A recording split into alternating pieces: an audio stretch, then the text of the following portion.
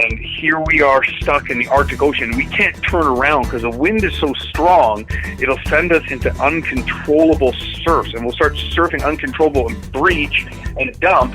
And, I'm carrying a satellite phone, I'm carrying colored smoke signals, survival gear all on me, waterproof, strapped to my body. But, at that point, it's going to be like, if we're clinging to the side of these cliffs and our canoe's smashing in the waves on the rock, and I manage to get a sat phone call out, it's going to be like, here's where you can find the bodies. Hi friends, thanks for joining us on the Adventure Sports Podcast. Today's episode goes all the way back to 2015. This is one of the early episodes. The guest was Jim Baird and the host was Travis Parsons. The audio quality is different and the subject matter is even dated, and I considered skipping this episode, but then I just thought, you know what, this is a really fun piece of history, a blast from the past. It's fun to see what a difference 10 years have made. Developments in technology, developments in society. Let's listen in. Welcome to another episode of the Adventure Sports Podcast. This is Travis. Jim Baird is a web video producer, videographer, writer, photographer, and talent, but above all, he's an adventurer. From solo trips paddling the Kasagami River to an 800-mile snowmobile expedition across the Northwest Passage, Jim is no stranger to the outdoors. And he's here today with me to share some of his experiences with you. Jim, welcome to the show. Hey, good to be here. Good to have you. So let's start out by telling everybody who you are, what it is you do, and how did you end up in this lifestyle of adventure? Well, it started when I was a kid, and I grew up where I spent a lot of time in what we call Crown land here, public land in the States, and I guess was able to just kind of go off on my own. It started, with my parents when I was younger, but I sort of had the freedom to explore fishing and paddling and, portaging into small lakes and camping out and that kind of thing. Since I was a little kid, my brother and I slept in a tree fort we built for a month straight once. Nice. Yeah. Everybody was just like, my mom's friends were like, "Oh my God, you have the best kids ever!" Like they're just living off the land out there. I haven't even seen them for hours. Like, wow, So I guess that was good because we weren't around bugging my parents or getting in trouble. At least not that they could see. And then I guess I started just researching bigger trips. I always had so much confidence in the outdoors because of my upbringing. And so I started researching stuff. I'm like, wow, wouldn't it be cool to go to the Northwest Territories, do a fly-in trip on the Nahanni River? And next thing you know, I was just doing it. And it started out where I'd just be paying out of pocket, and I just head up there and I take pictures, and I loved it. And then I started trying to do more and more difficult things, and then I got a good camera, and I submitted some, and I said, well, why don't I try some articles? And, long story short, I ended up making some contacts at some magazines, including Field and Stream and Outdoor Canada I also write for, and, also some adventure magazines like Explore, and so they started running some of my stuff, and then I started producing web videos, and I kind of, sort of learned how the ropes with that, which actually can be pretty, I guess, it can be pretty complicated, the whole video, realm. But, I learned that I really enjoyed it. And so, I'm now able to sort of fund my trips through sponsors, tourism boards, and gear brands, and magazines, and digital platforms. And so I guess that's kind of who pays me. And at the end of the day, I get to go out there and just do these freaking awesome adventures, but, also manage to actually make money at it. Now, unless you really like writing and you really like video and doing video and basically sales, you calling sponsors and trying to your hardest to do a really good job, to get a lot of eyeballs on your sponsor's gear. Unless you like that part of it, you're probably better off just to do another job and do this stuff for vacation, because it can be a lot of work, but it's also really rewarding. Yeah, I think a lot of people look at that lifestyle and think, "Oh man, that's the easiest thing ever." I'm just going to go out and I'm going to live the life, and I'm just going to shoot some video and take some pictures and write a little bit about it, and people will pick it up. But obviously that's the hardest part of it. One, you have to be a really good writer. And I got to say, I've been reading some of your stuff, and you are a really good writer. It's not just blowing smoke. You have a real talent there. So that fits in naturally, obviously, and it makes it a little bit easier for you. But it's the whole marketing thing that is always difficult. And it sounds like a little bit of talent, a little bit of luck. You've managed to snowball this into something big. That's cool. You've done a lot of stuff. I mean, I was watching some of your YouTube stuff and reading some of your articles. What would you say is one of your most amazing experiences that just really that you latched onto in this adventure life that you're leading? I don't know. That's a really tough question, but I think possibly one of the most epic expeditions I ever did was one where we traveled from Schefferville to Quebec to Hopedale, Labrador via 4 rivers. We went down the DePaul and up the George River, which is a huge, powerful river. We tracked up this river for, I think, over 9 miles, and we crossed the 3 heights of land. And what a height of land is basically a divide, either between 2 watersheds or, for example, in between 2 rivers. You cross over from one river to another. There's going to be a point where you stop going upriver and you start going downriver, and that kind of one little space in the middle, that's the height of land. So it's really interesting to sort of travel in these traditional ways and really get a feeling for how the land lies, going up and upriver and then through lakes and up in elevation, portage around creeks until there's no trees, and then finally seeing a trickle of water going the way you're going and then following it and going down in elevation. All of a sudden the trees come back. And, some of the things when you're out here, I mean, this one in Labrador, we paddled 4 rivers, including the Adlatock. There's actually a story on it on my site, theadventure.ca. But one of the cool things about it was it's just the scenery. The fishing is unreal. And some of the wildlife you see out there is just, it just doesn't compare. When you're in a spot where you're 200 miles from the nearest road, it's so unmolested by people that things are really in much closer to their natural state. Yeah, that as you're describing that it makes me think if I were out there, and I can't say I've been 200 miles back in the wilderness from a local road, but it paints a picture of the early explorers. I mean, you ever get that feeling you're out there, you're just thinking, man, this is what these guys went through, what I'm going through right now, because there's just no support here, Yeah, absolutely, and also just kind of, we're traveling like, the first people, First Nations, used to travel through these areas and live, a couple hundred years ago, and even less in some cases.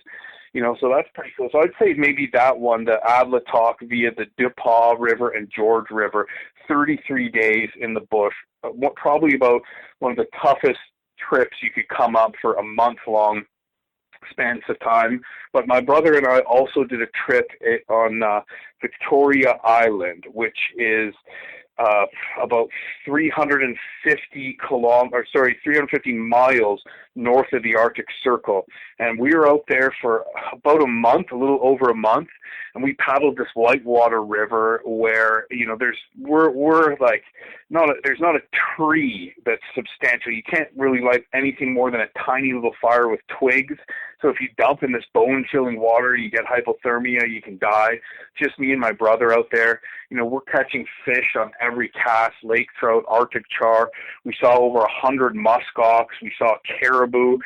We saw over 100 caribou. It has its difficulties, but once the river ended, we had to paddle 100 miles on the Arctic coast. Not the end of the world, except for one part of it. Is a place called Minto Inlet, where there's sheer 300-foot cliffs that stretch on for about 15 or 20 miles. And what ended up happening to us is we got caught in a storm along these cliffs, and we're in a freaking canoe, and we're paddling in 8-foot swells. Thank God that the swells were more abrupt, or we would have died. And here we are stuck in the Arctic Ocean. We can't turn around because the wind is so strong, it'll send us into uncontrollable surfs, and we'll start surfing uncontrollable and breach and dump. And, I'm carrying a satellite phone, I'm carrying colored smoke signals, survival gear, all on me, waterproof, strapped to my body. But, at that point, it's going to be like, if we're clinging to the side of these cliffs and our canoe's smashing in the waves on the rock, and I managed to get a sat phone call out, it's going to be like, here's where you can find the bodies. Do you know what I mean? Because because planes can't fly and that kind of thing. Anyways, we ended up getting through that, and the weather broke, and we were just like, never will we. We shouldn't have attempted when we saw the weather wasn't very good. We shouldn't have attempted doing that in the first place. So it's a hell of a way to learn your lesson. But it was quite a memorable trip and just awesome in the end too. Yeah, that's when your call becomes simply an extraction mission and not a rescue mission or we couldn't. I mean, you don't even have that option when you're in the Arctic like that, right? I mean, it was summertime, but the storm was too powerful to fly. So I ended up, by the time we managed to get to, we got close to shore, and the waves surfed our canoe and started smashing it on the rocks, and we were literally swimming in the ocean, hauling our canoe and our gear out as the waves smashed the canoe, and they broke this canoe and tore what's called a pack boat. It's kind of like internal, almost like frame of like a tent with like a plastic coating, and it's actually pretty durable. You can run all kinds of rapids in it, but it was getting mangled. And so, here our canoe smashed, and we just got out of the river, or got out of the ocean before, and the one little crevice in the cliff where we could get out. And so, it doesn't get dark. There's no drinking water. We're stuck on this little kind of table in these cliffs, and we had to pump our drinking water to this little rainwater puddle that's got goose poop in it. And I called into on my sat phone. I called into this little Inuit hamlet called Ulukakto, which is the closest thing near us, and just. I called my contact there, I got a weather report, and he's like, listen, even if this was a total emergency situation, like planes haven't been taking off here, the closest search and rescue is the Hercules. They'd throw you some rescue equipment, and that's out of Winnipeg, which is a 4-hour flight from here. And so, even with all this modern, rescue stuff and equipment we have, you're still, if Mother Nature wants to slam the door on you, you're SOL. Well, kind of going back to the explorer thing a little bit, I think about, as you're describing that, and, not to diminish anything that you've done, obviously that's, you've gone through a ton just in what you described, but I'm thinking about people out there doing this without some of the quality equipment that we have these days, things like, proper canoes and sat phones and that kind of stuff. I can't imagine. Are you ever out there just thinking, how in the hell did these people do this? This is insane. Mm-hmm. Yeah. Well, I think just the skills that we lose now, like back then, people knew how to build birch bark canoes, right? So, if canoe broke, you could build a new one. So, I mean, we have these amazing canoes made out of high-tech plastics and materials that can crush around a rock and bounce back to shape. They didn't have that, but, the added skills they had to be able to paddle these things and pour towards them more often, and if worse comes to worse, build a new one, are just skills that are lost to the modern generations. Yeah, no doubt. Yeah, and just to think, I mean, what you explained and what you went through is what 99.9% of the public won't do in the first place, even with the good equipment. So it really puts that in perspective. That's impressive. Mm-hmm. Yeah, I mean, you just went through a pretty crazy story there. Is there another one of a time when things just simply didn't go right? I'm sure there's a handful of them. Can you share another one?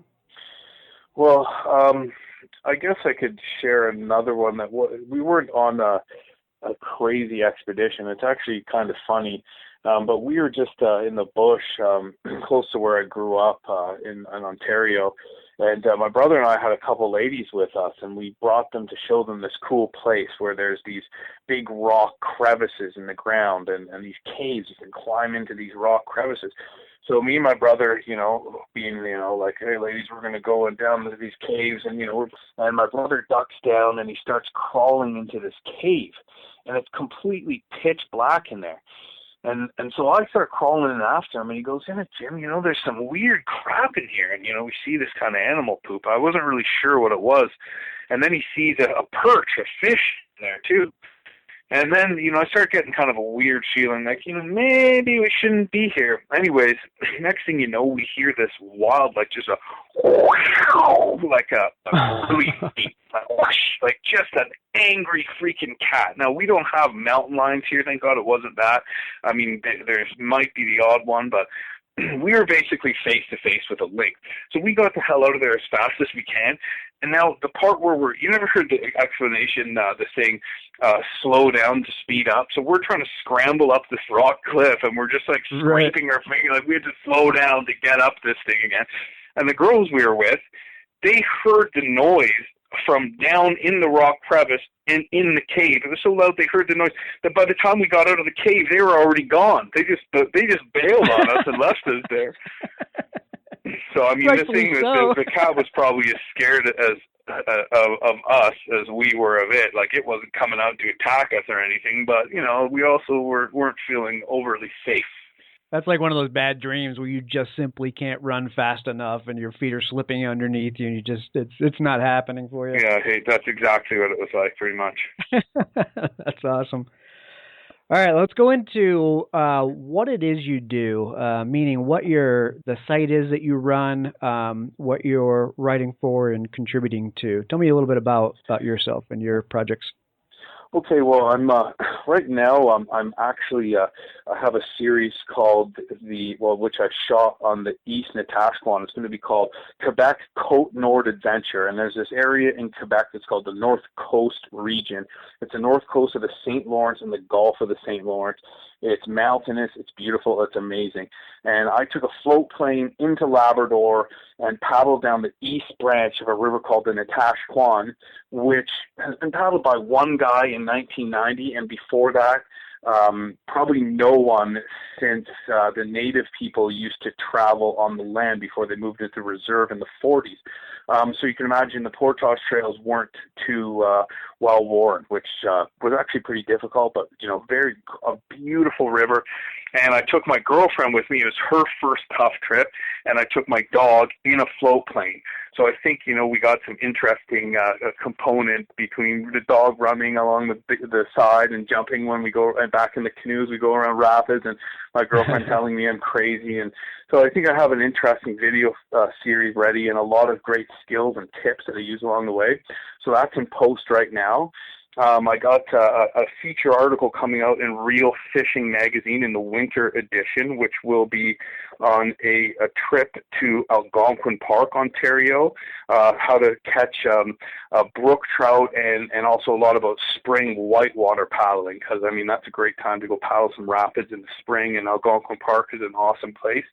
And I'm also a regular contributor with Outdoor Canada magazine, where I write, my last article was on the Tesogamy solo series, and just what I brought with me, and, what kind of gear, what kind of things, first aid tips, how to load your canoe, a little brief description of the story, and then sort of what kind of things you might need to try to do a hardcore solo expedition of your own. So that's kind of what I got on the go, and then a couple other things coming up.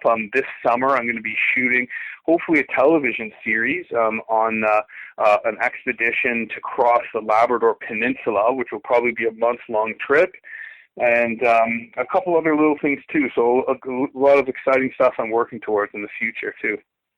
All right. So where is it, other than the adventurer.ca, your site, where else can people find your work? Well, actually, I'm starting to post a lot of things on my YouTube channel. I'm building up that right now. So that is Jim Baird, the Adventurer. And if you want to check that out and subscribe to it, I'm posting new videos weekly. And right now it's mostly adventure-related / how-to videos. I'm going to be doing reviews, and they're going to be doing all kinds of different things there. So that should be pretty cool. And also, new stuff is posting all the time to my site, theadventurer.ca. If you want to go on there and have a look, some great stories, videos, pictures, the whole nine. So check it out. Right on. Yeah, you do a good job with that site. I was reading some articles on it, and I actually ended up getting kind of hooked and not leaving it. But some of the stuff I was reading, it was pretty intriguing. You have some good tips on skills in there. You're a bit of a survivalist too. You have some stuff in there about building snow caves. In fact, one of the things that you were showing about building a snow cave was placing the sticks into it to gauge how much you were carving out from the inside. And I thought that was pretty interesting. My partner, Kurt, the other co-host, business partner, and I have done some snow cave camping. And one of the things that happened was, while hollowing out the inside of the snow cave, it collapsed in on me. And You're right, it is completely heartbreaking because you spend all this time shoveling the snow into a pile and, starting to carve it out, and then the thing just dumps down on you. So I'm going to have to use that stick and twig trick next time. Yeah, you stick the twig in just deep enough so you know that, depends on how thick you want the wall. Some people build a Quincy snow cave big enough so you can walk over the top. But that way, when you're digging from the inside, if you stick a bunch of sticks in from the outside, as soon as you hit the end of a stick while you're inside the cave, to stop and to stop digging even more. And that way, the walls don't get too thin, You can also have one guy on the outside go and stick a stick in from the outside as one person is in the middle instead of sticking sticks all around it. But that works really well, especially if you're doing it on your own. Yeah, absolutely. I like that one. Since we're on that subject, what other tips and tricks do you have that you could throw people their way if they're out there doing these sort of adventures? Well, I guess it's fall right now, and so we're moving into winter. And one thing that I think is a great idea, a lot of people are just horrified with winter camping. Well, there's all kinds of canvas tents on the market that come with collapsible stoves. And I think it is just the coolest thing to go with what we call hot tenting, where you take your own toboggan, you strap your stuff to a toboggan, you tow it yourself, or you get your dog to tow it, or of course you can get your snowmobile to tow it too, which makes life a little bit easier. And you get to a campsite and you set up this canvas tent with your stove in it, and it could be literally 40 below outside, and you will be roasting hot with this wood stove blazing in there. And you can do all your cooking right on top of the stove too. So I think that's a really neat thing. If you're interested in trying some winter camping, I'd say look into getting a hot tent and a stove.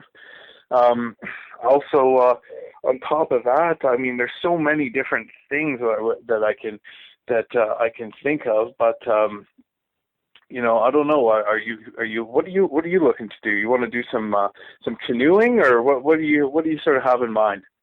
Man, my problem is I have everything in mind. Part of the problem with hosting and podcasts like this is my bucket list keeps growing and growing and growing and growing. And so pretty much anything anybody talks about on the show, it gets added to my bucket list. So well, I'm an open book when it comes to that. Okay, good. Well, I got one for you. It's about food. Everybody likes food, right? Now, when I go on my extended trips, I try not to have really hard to prepare meals, because most of the time you're really tired at the end of the day. You want something easy. Freeze-dried meals are good because they're light. So I try not to bring anything that's too hard to prepare. One of the things I do is I'll take my like a mountain house or a freeze-dried type of food, or dehydrate them myself with my own dehydrator, and then I will buy a vacuum sealer and I will empty it out of the Mountain House bags, or the freeze-dried bags that they come in, put it in the vacuum sealer bag, and then seal it in there, and it makes them way more compact, especially good for backpacking. And that way you can actually open the vacuum seal bag, pour the boiled water into there, and eat it right out of the vacuum seal bag, or put it into a bowl and pour your boiled water in the bowl to eat your meal. All you have to do with freeze-dried meals is add boiled water, stir it, and wait 4 minutes. But if you want to do something a little more exciting, I like to do this when I bring friends out into the bush. In Canada, we have something called poutine, okay? And basically all it is French fries with melted cheese and gravy on top of them. And I like to make these around the campfire. So basically what you do, you cut up some potatoes into French fry shapes. okay? And then you put a lot of oil in a frying pan, okay? You put them in there, you fill it up with oil, you cook it over a stove, and you just get that oil sizzling. Basically the same way, almost think it is just you're deep frying, same way you're going to do beer battered fish or something. Now it's great if you have a basket spoon, because that can get all the oil off of the fries as you scoop them up. So you get those nice and golden brown, nice and crispy. At the same time, you can heat up a can of gravy by the fire, or you can also use powdered gravy if you're trying to save weight, where it's just add water. So you heat that gravy up by the fire, and then when your fries are just steaming hot, you got the oil drained out, you add the cheese to it. Cheese curds are the best. You add the cheese curds to these hot, steamy hot fries, and then you pour the hot gravy on top, add in a little bit of salt, stir it all around. You might just be a hero. Like, everybody will love you at camp because it is freaking delicious. So I suggest trying that. Probably not the healthiest thing you can eat, but hey, if you're doing a tough trip, the calories never hurt. Yeah, you're out there burning it off. That's hilarious that you brought up poutine. You Canadians love your poutine. I still have not tried it, but the reason I laugh is that we had a guest on here quite a while ago, Alan Carl, and Alan rode his BMW GS around the world, and he ended up turning it into a book, and it was all about food on the road, food from every country. So whatever the kind of the main sought after dish in that country is the one he featured in the book for that country. And he gave the recipe and a write up and everything. And of course, for Canada, it was poutine. So, Kurt, the other host of this podcast, they just tried Alan Carl's recipe for poutine over the weekend. He sent me an image. It actually looked really good. So I'm going to have to put that on my list to try. Yeah, give it a shot. Especially big in French Canada. There's a lot of French communities in Northern Ontario and, of course, Quebec. But I remember one time I did a trip to New York City, and they had it on the menu somewhere down near, like, South Street Seaport or something like that. So I said, okay, I'll try it. Well, it was French fries with cheese whiz on top of them. And I was just like, this is an abomination. Like, these people they need to figure this out. You know what I mean? But it's easy to make, and it's a really cool thing to eat when you're by the campfire, and delicious too. So, good thing to try if you don't mind doing a little extra work. That's funny. That's kind of how we view Philly cheesesteaks here in the States. You can have a perfect Philly cheesesteak, and then you can just totally screw it up if you don't do it right. I've had it both ways before, right? It's like amazing sometimes and not good the next time, right? So that's right. It's a special touch. Well, I like that you brought up the tip about vacuum sealing the food, whether it be freeze-dried food or not. There is a company out there, I won't name the name, but there's a company out there that sells freeze-dried foods for camping, but then they sell a pro version of it that is basically the same thing, but it's vacuum sealed.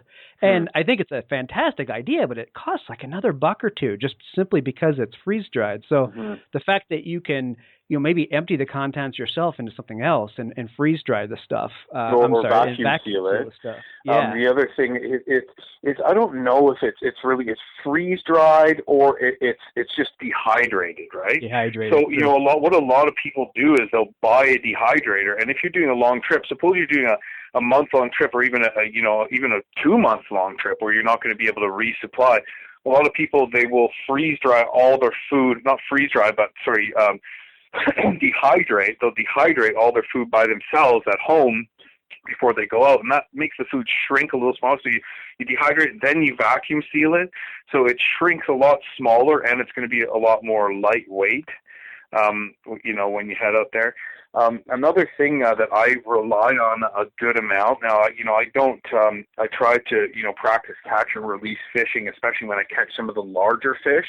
But a lot of the time when I'm traveling along river, I feel like if I catch, one good eating size fish a day, not all from the same area, I'm not really putting a dent, especially in areas where hardly any people really travel through.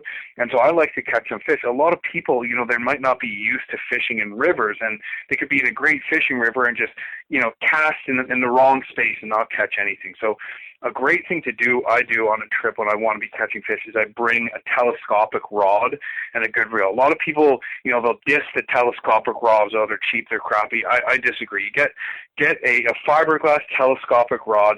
It's easy to access, because easy to access is really important when you're on a trip, because you can pull the rod out, tap, put it back in if you don't catch anything. And where you want to hit is the eddies, okay? So check the base of a waterfall, the base of a rapid, okay, especially where that water kind of pools into shore and starts to come back up river, okay? Those are the spots where you're going to get fish. Sometimes behind mid-river boulders, even submerged mid-river boulders, not as likely as the shore eddy. So if you're going down the river, you just finish a portage or you run a rapid, pull out your telescopic rod, throw a few casts. I use like a MEP spinner, the small spinners, because they're great for every kind of species. A number 2 or number 3, you're going to catch northern pike, you're going to catch walleye, brook trout, lake trout, you name it on those things. And, that should ensure that if you try a few spots like that throughout the day, you don't have to sit there and try one spot for too long. You hit a bunch of eddies like that, you can have some fish to eat by the end of the day. Yeah, that's a good tip. I need to take that with me. Keep that in mind. I am terrible at fishing. I like to fish, but I'm terrible. I mean, I'm lucky if I catch a ride home at the end of the day. It's about as good as I can do. Oh, you can catch it the cold, eh? That's right. Speaking of fish, I was watching, I guess I was reading the article on stocking fish by hand. Tell us a little bit about that. It was there was a piece of that story I didn't see coming, but it was about catching smaller fish in order to catch bigger ones. Absolutely. I was really intrigued. Absolutely, and believe it or not, it is possible to catch fish with your bare hands. And what's even more amazing is it's really not as hard as you might think. All you got to do is be really quiet, because think about it, fish, especially in rivers or creeks, or they're used to seaweed that they might be hiding in seaweed. Seaweed will be brushing at them. Logs will float over the head, or partially submerged logs will float beside them. So if you can kind of basically act like seaweed or a log, and just basically come really, really slow, bring your hands really, really, really slowly up to a fish. You can actually even touch the fish. You can actually touch its belly, and it won't even move, as it's just suspended, sitting in one space in the water. And so this is something that I've done. I'm not an expert. I'm not pulling 20-pound salmon out of the water, but I'm doing okay. And one of the things that is also good is you can do is catch minnows. People always want to try to catch minnows. Well, maybe you don't have a net. Try catching in one with your bare hands. Just really, really slow. All you need is one hand. You move your hand right up underneath it, and then when you're right there, boom, close your hand around, pull your hand out. Now, that one little fish, what's that going to do? That's not going to feed you in a survival situation, but most people in their survival kit, they're going to have a fishing hook, they're going to have a line. So big fish eat little fish. So if you can catch one minnow and you're about to starve, I mean, that could literally be the difference between life and death. So get out there and practice. I mean, it's a lot of fun. See if you can catch a fish with your bare hand. Yeah, hey, I might have more luck doing that, actually. I'm going to have to try that. You think so? Who knows? Isn't there a saying that says it's as easy as fishing? If there is one, I don't know it. Nobody's taught me that, and I refuse to accept that it's true. It's a lie. Yeah, I mean, don't feel like people think it's so easy, but yeah, it can be at times. And if you're catching little sunfish and they're biting like crazy, you're fishing on the worm in a certain place, but. It's not, it does take a little bit of skill and patience. So you can't expect to just go out there and be, bass pro on your first day. You gotta learn it a little bit. So don't beat yourself up if you're getting snagged all the time on day one, There you go. Just be patient and enjoy your surroundings. I was going to mention that the other thing that I think might interest people is everybody likes to get out there in a canoe, and a lot of people, they see a canoe in a old age retirement commercial nowadays. Well, I take canoes down some serious freaking whitewater. And a lot of people don't realize what a canoe can do. And one of the interesting things that makes a canoe stable, think of like an outrigger canoe. You never see in the South Pacific, they paddle those dugouts with the huge outriggers on the side. Right. The key is you kind of make your body like an outrigger. So that's why a canoe that's tippy can go down a rapid that a big stable motorboat is going to dump and upturn and crush on the rocks and never make it down. So I think what's counterintuitive about being in a canoe is that the key to not tipping is to actually throw your body weight outside of the boat. What most people do when they feel the canoe tipping is they center their body weight and they grab the gunnels on either side and they try to stabilize the canoe. Really what you should be doing is throwing your body out of the boat and catching your body weight with your paddle, being able to trust your weight over the paddle. So if I'm dumping towards the side I'm paddling on, I just slap the water down directly below me with the flat side of the paddle. I slap the water and push myself back to even keel if I'm dumping towards the side I'm paddling. If I'm dumping away from the side I'm paddling on, I reach out with the paddle and pull a paddle directly into the side of the boat, and that stabilizes me rather than trying to grab the gunnels. And that's why, I can run these raging rapids with currents that are throwing me left and right without tipping. Yeah, I'm glad you brought that up, actually. It makes a lot of sense. You can probably talk to a lot of avid canoeists, and they would consider that something that was kind of common sense and well known. But to have you explain it, it makes complete sense. But unless a lot of people don't paddle whitewater too. So unless you're into paddling whitewater, but once you know how to do that, you're going to be way safer on the lake. You're going to be safer if you're trying to paddle with your kids or your dog in the boat. You know what I mean? You're just basically going to dump way, way, way less if you know how to do that. But it's the most useful when you're paddling whitewater. Yeah, that's cool. I want to go back to food and water specifically. This is more self-serving than anything. What do you do as far as water and filtration? I'm still looking for the right answer when I'm out there. Well, now I probably shouldn't say this, but a lot of the time I just chug the lake water. Now, okay, so if you're going to drink lake water or river water is always worse to drink than lake water because everything kind of washes into the river and it churns things up. So you're more likely to have, poop in there or something like that. And the main concern when you're even in clean areas in the far north is something called giardia, which is also known as beaver fever. Now, funnily enough, beavers don't actually carry beaver fever. You can only catch it from a carnivore or an animal that eats meat. So, bears, wolves, weasels, and a lot of the time humans. But the parasite, it sounds all cute, by the way, beaver fever, but really it's like horrific. Like you're not a happy camper if you get this, no. Right? And you don't want to get it in the middle of nowhere. So it's better always to, boil your water. Now, people think you have to boil it for 10 minutes. You only have to boil, the water has to be brought to a rolling boil for 1 minute. If you're going to take water right from the lake, better a lake than a river, don't do it from shore. Go out to the middle and take it, a couple inches from the top, because your chances are that any Giardia parasites have floated to the bottom or are non-existent in the middle of the lake. The other thing I like to do now, pumping works, but the problem with a pump is that they start to jam up. So a great thing you can do is you can put a coffee filter. So if you get a coffee filter, you can wrap it around the intake and just put an elastic or tie a string around there.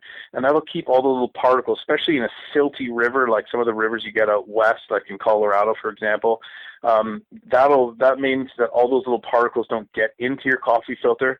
Or you could use a pot, scoop the water up, maybe even spin it around in a circle over your head. That'll send all the sand and all the little granular bits into the bottom, or just let it sit there in the pot and pump out of that when it settles, when the sediment settles. And you use your water pump or that, which is great. But I've had a water pump break on me because I didn't do the things I just explained to you, and I got Giardia because I was drinking just river water for over 2 weeks straight with a broken pump. So because that's a little labor intensive, what I kind of do most of the time now is I just bring the water tablets. And there's different kinds. You can bring iodine drops too. That kind of tastes a little funny.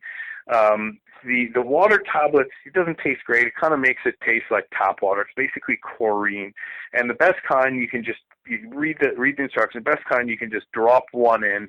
You wait a half an hour, and you're good to go. And I find that's really the quickest and the easiest thing, and that'll keep you hydrated, because having to pump water all the time can be a little more labor intensive.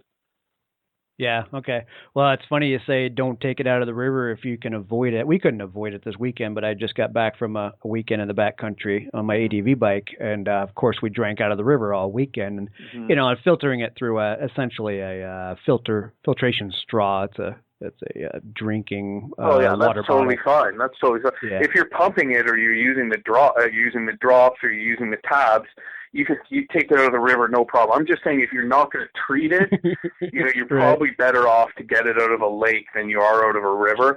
But I've caught Jardy another time. This is the second time.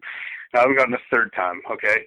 But I caught it off drinking what I think was, northern BC or Alaska, actually, northern BC and Alaska mountain runoff streams, Supposed to be the cleanest thing, right? Yeah, exactly. But yet I've drinking lake water in northern Ontario for 2 weeks straight and never had a problem, right? So, I guess you never know, and it's usually not worth the risk. Some people can handle it better than others. Maybe if you've been, digesting a little bit of poop slowly that'd be an interesting blog, eh? Like, how much poop should you add to your glass every day so you never catch it, but you gain an immunity to beaver fever? Maybe I'll let you try that one, though.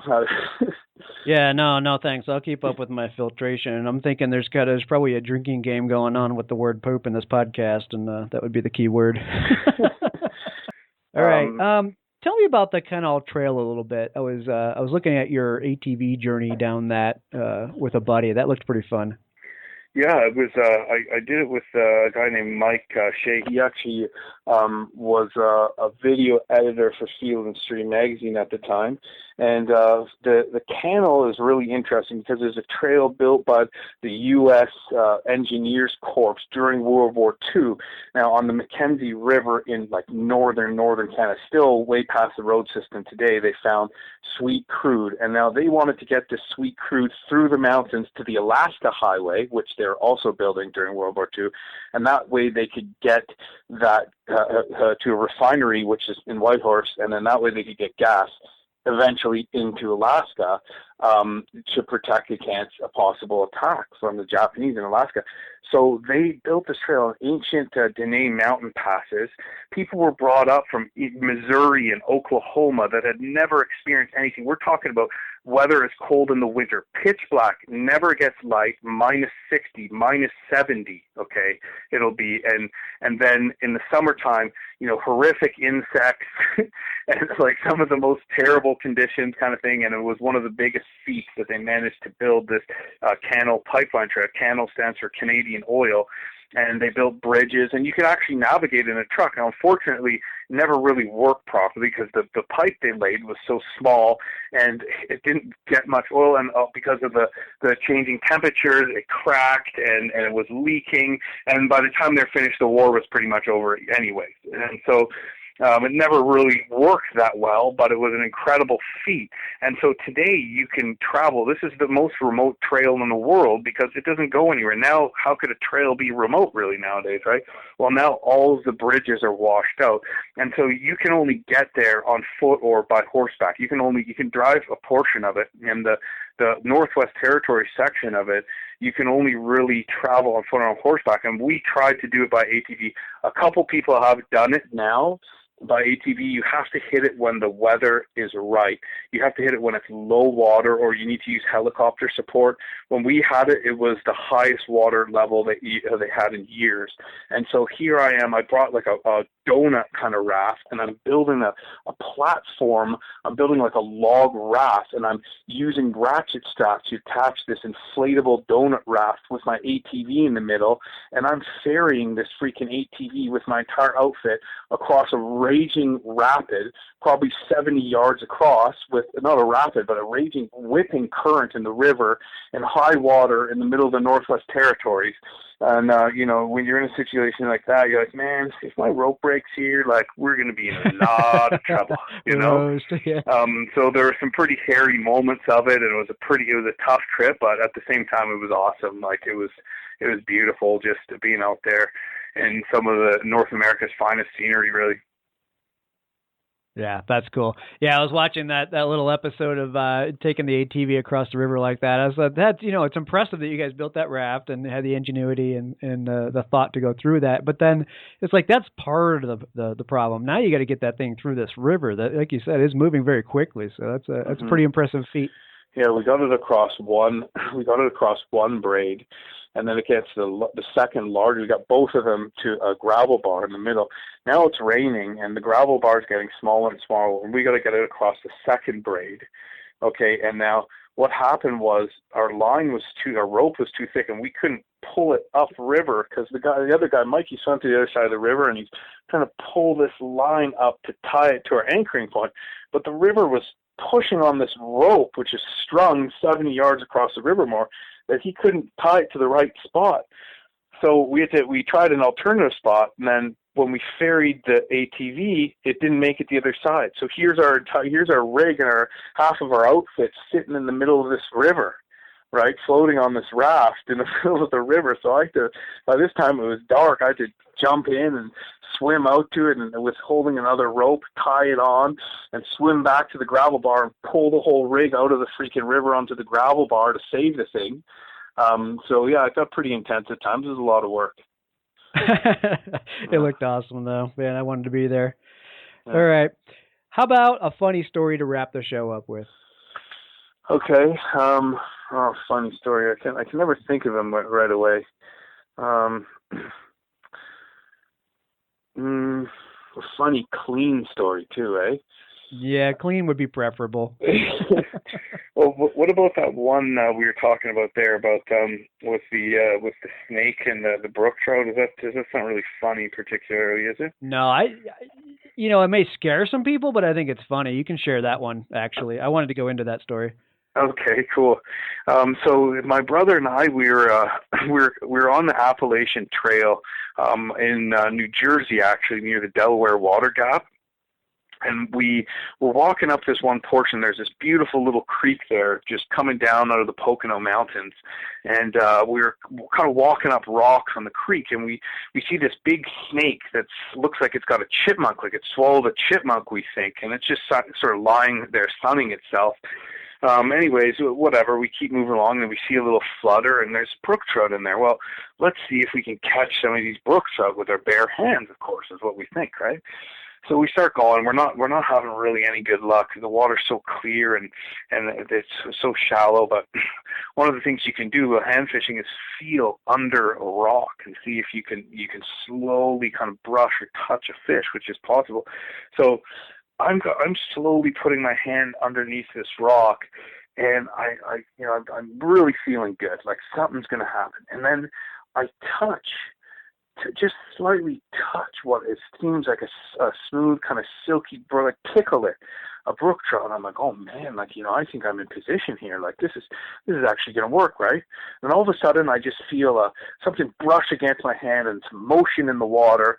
And I turn my head to my side, and I just see about 2 feet down from my face, actually probably about a foot down my face, and just this big northern water snake just emerges right from underneath the rock, and literally a foot below my face. Most of the people might have freaked out.